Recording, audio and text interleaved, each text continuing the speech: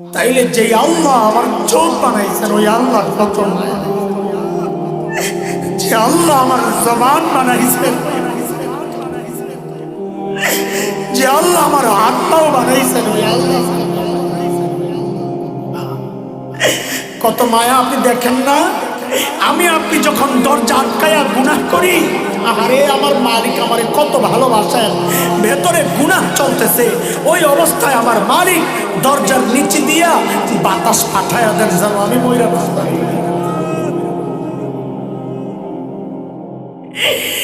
এত মায়া আমার জন্য আমার মালিকের। ওই মালিক আমি আপনি যখন গুনাহ করি তখন ওই মায়ার ডাক দিয়েই ডাকতে থাকেন, কি বইলা, ইয়া আইয়ুহাল ইনসান মা গাররাকা বিরাব্বিকাল কারীম।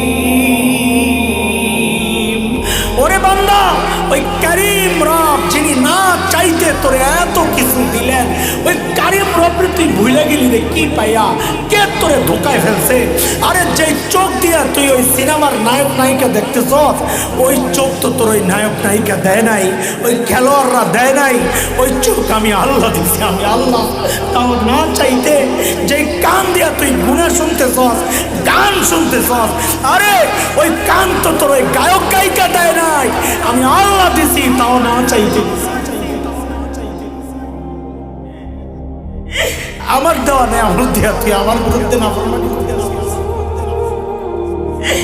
আমি আপনি যখন গুনাহ করি আমার মালিক ওইভাবে ডাকতে থাকে, আরে ভাই দুনিয়ায় আমার বাচ্চার সামনে আমি গুনাহ করতে চাই না, শরম লাগে। আমার মায়ের সামনে গুনাহ করতে চাই না, শরম লাগে। শ্বশুর শাশুড়ি নেতা মুরব্বী ওস্তাদের সামনে গুনাহ করতে চাই না, আমার লজ্জা লাগে। আয় আমার মালিকের দাম বুঝি তোমার কাছে তোমার বাচ্চার চেয়ে কম হয়ে গেছে? আমার মালিক বলেন আমি তাকায় আছি, তোমার পরোয়া নাই, তুমি গুনাহ করতেছো। আমার মালিকের দাম বুঝি তোমার কাছে তোমার বাবা মার চেয়ে কমে গেছে? বাবা মা তাকায় থাকলে গুনাহ করো না। আর আমার মালিক বলেন আমি খালি তাকায় রই নাই, আমি তোরে ডাকতেছি। কেমনে গুনাহ চলে?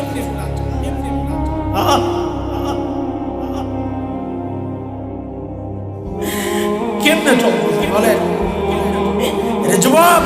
হায় হায়, আমার কথাগুলো যদি তোদের হৃদয়ে টাচ না করে রে ভাই, আমি বলি এটা সবারে, তাই বলি, আমার কাছে বোঝানোর মতো আর কোনো যোগ্যতা নাই। আমি বলি কি, আমার আখের কথা, তোরা আমার কাছে আয়, আয় আমার কাছে আয়, আইসা তোদের পাওগুলা আমার সামনে মেইলা দে, আমি তোদের পাওগুলা জড়াইয়া ধইরা সারা রাত বসে বসে কান্দি, তাও তোরা গুনাহ চাই।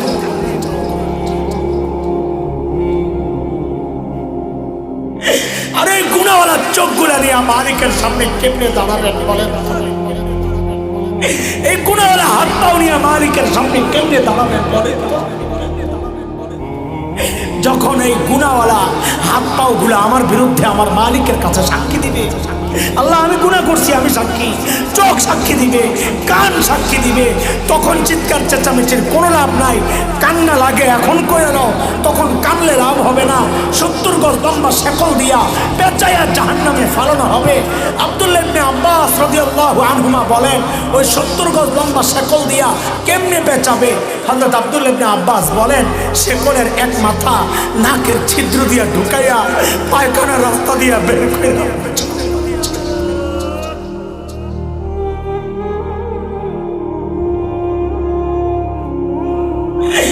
এই জন্য বলি গুনাহ ছাড়ো ভাই, বাবা মা গুনাহ ছাড়েন, গুনাহ ছাড়েন, গুনাহ গুনাহ ছাড়েন। দুনিয়ার বিপদ আসে গুনার কারণে, আখিরাতের বিপদ আসবে গুনার কারণে। দুনিয়ার বিপদ থেকে বাঁচতে হইলেও তাকওয়া, আখিরাতের বিপদ থেকে বাঁচতে হইলেও তাকওয়া দরকার। এই তাকওয়া এত গুরুত্বপূর্ণ, এই জন্য আল্লাহ তাআলা রোজার মতো এত দামি আমলের উদ্দেশ্য বানাইছেন। রোজা কেন ফরজ করেছেন? যেন আমরা মুত্তাকি হয়ে যাই।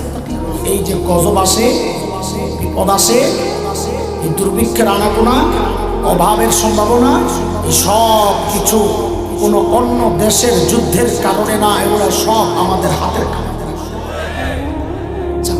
আমরা রাষ্ট্র চালাই, আপনারা কেউ রাষ্ট্র চালান, আমি চালাই, হ্যাঁ চালাই। আমাদের প্রত্যেকের একটা রাষ্ট্র আছে, আমাদের ঘর।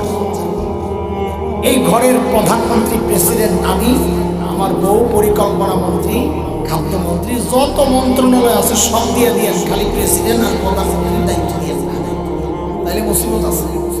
আমার এলাকায় ধনীরা, বড়রা বেশিরভাগই এই কাম করে, বউরে প্রধানমন্ত্রী আর প্রেসিডেন্ট বানায় দেয়, নিজে পিছনে পিছনে ঘুরে।